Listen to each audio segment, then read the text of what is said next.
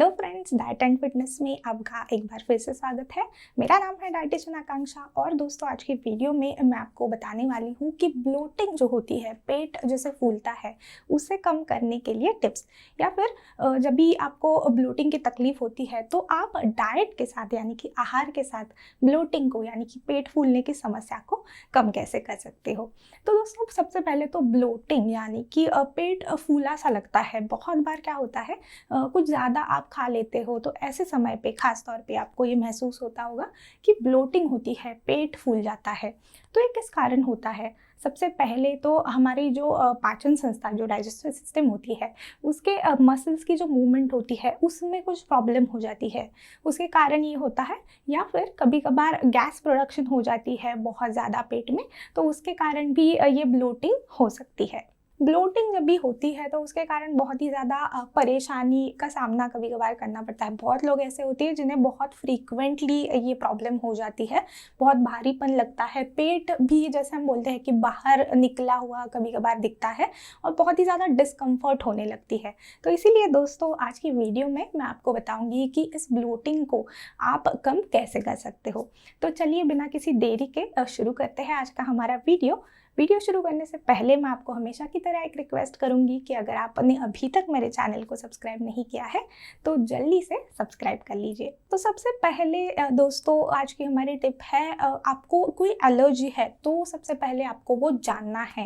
यानी कि बहुत बार क्या होता है, बहुत लोगों को ग्लूटेन जो होता है या फिर लैक्टोज जो होता है, यानी कि आसान भाषा में अगर कहा जाए तो दूध जो होता है, या फिर ग्लूटेन यानी कि खासतौर पर गेहूँ में जो मिलता है, उससे कभी कभार एलर्जी होती है, इंटॉलरेंस जिसे हम कहते हैं, ग्लूटेन इंटॉलरेंस और लैक्टोज इंटॉलरेंस। तो आपको अगर इन दोनों में से कुछ है तो आपको खुद से थोड़ा सा ये मॉनिटर करना है कि क्या मुझे गेहूं की चीज़ खा के या फिर दूध पी के कुछ डिस्कम्फर्ट फील होता है, उसके बाद ही ब्लोटिंग होती है, तो ये कारण हो सकता है। तो सबसे पहले कारण जानना बहुत ज़रूरी है।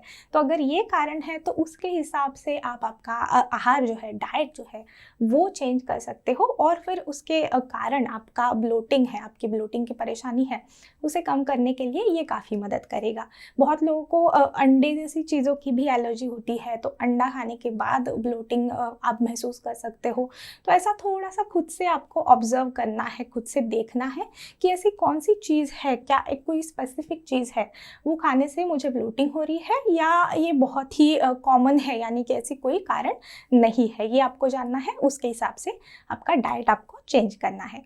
दूसरी जो हमारी टिप है वो है कॉन्स्टिपेशन या फिर गैसेस अगर आपको होते हैं तो उसे कैसे टैकल करना है, उसे कैसे मैनेज करना है। तो कॉन्स्टिपेशन यानी कि जो कब्ज़ की समस्या हो जाती है, उसके कारण पेट फूला लगता है, ये भी होता है बहुत लोगों को। तो ऐसे समय पे हम क्या करते हैं, कॉन्स्टिपेशन जब भी होता है तो फाइबर की मात्रा आहार में बढ़ा देते हैं। लेकिन यहाँ पे थोड़ी तकलीफ आपको हो सकती है। अगर आप फाइबर ऐसे ही बढ़ा देते हो अपने डाइट में तो फाइबर ज़्यादा लेने से भी ब्लोटिंग हो सकती है।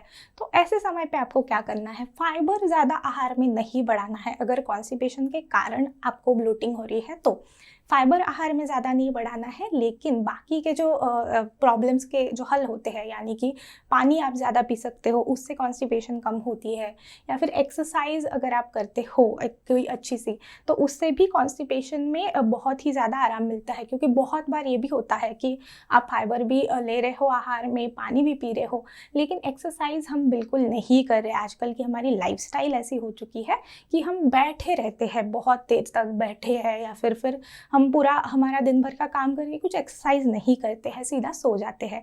तो उसके कारण क्या होता है, मूवमेंट नहीं होती है बॉडी में, और फिर उसके कारण ये कॉन्स्टिपेशन है, ब्लोटिंग है, ऐसी प्रॉब्लम्स हो जाती है। तो इसीलिए एक्सरसाइज बहुत ज़्यादा ज़रूरी है। कॉन्स्टिपेशन के साथ जैसे मैंने बताया कि गैस के कारण ब्लोटिंग होना बहुत आम बात है।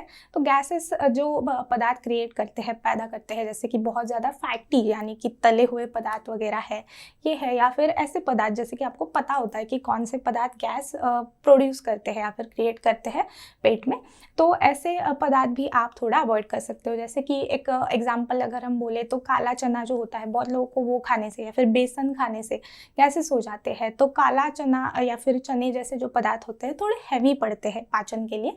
तो एक तो अगर आप खाते हो तो अच्छे से उबाल के ही खाना है, थोड़ा कम मात्रा में खाना है, या फिर थोड़ा सा अवॉइड करके ये देखना है। और उसी के साथ साथ प्रोबायोटिक्स का सहारा आप ले सकते हो। प्रोबायोटिक्स यानी कि दही जैसे पदार्थ आप ले सकते हो जिसमें हेल्दी बैक्टीरिया होते हैं हमारे गट के लिए, यानी कि ये बैक्टीरिया हमारे पाचन के लिए काफ़ी अच्छे होते हैं। तो ऐसे पदार्थ भी आप अपने आहार में ले सकते हो। अगली जो हमारी टिप है वो है ओवर ईटिंग आपको नहीं करनी है। ओवर ईटिंग यानी कि ज़्यादा खाना, एक लिमिट से ज़्यादा हम कभी कभार खा लेते हैं।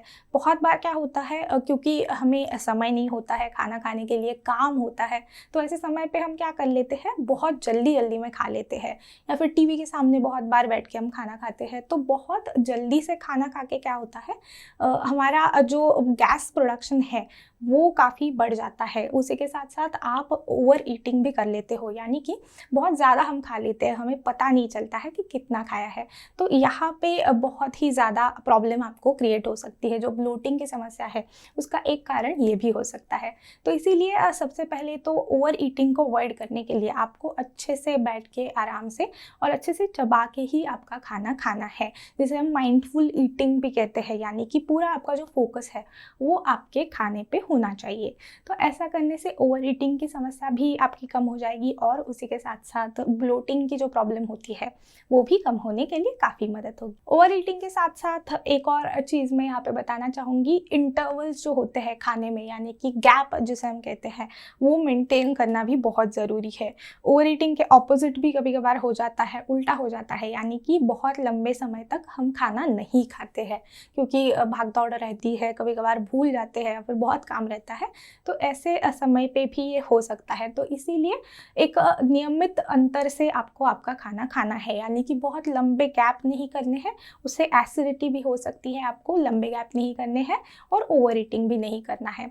बीच बीच में जैसे हमें टाइम नहीं होता है, हर बार जाके हम खाना है या फिर कुछ स्नैक है वो नहीं खा सकते हैं।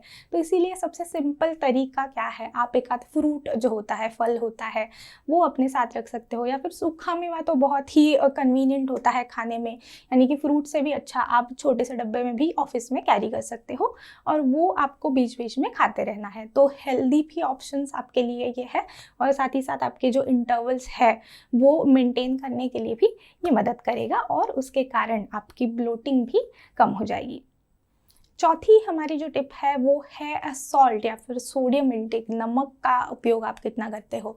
उससे क्या होता है, नमक आप जब भी ज़्यादा खाते हो अपने आहार में तो उसके कारण जो सोडियम इसमें ज़्यादा होता है उसके कारण वाटर रिटेंशन हो सकता है बॉडी में, यानी कि शरीर के जो पानी को होल्ड करने की कैपेसिटी होती है उसे कहते हैं वाटर रिटेंशन। तो पानी का जो वज़न होता है बॉडी में वो बढ़ने लगता है और उसके कारण फिर पेट में खास तौर पे आपको ऐसे लगता है कि हैवीनेस है या फिर ब्लोटिंग है, यानी कि बहुत ज़्यादा भारीपन महसूस होता है।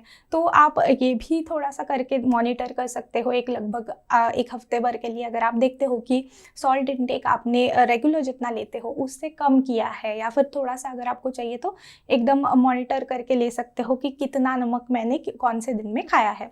जिस दिन आपने कम नमक खाया है उसके 1-2 दिन या फिर उसी दिन बाद आपको अगर ऐसे फील होता है कि आपकी ब्लोटिंग कम है तो वो कारण आपका हो सकता है वाटर टेंशन के कारण ब्लोटिंग हुई थी।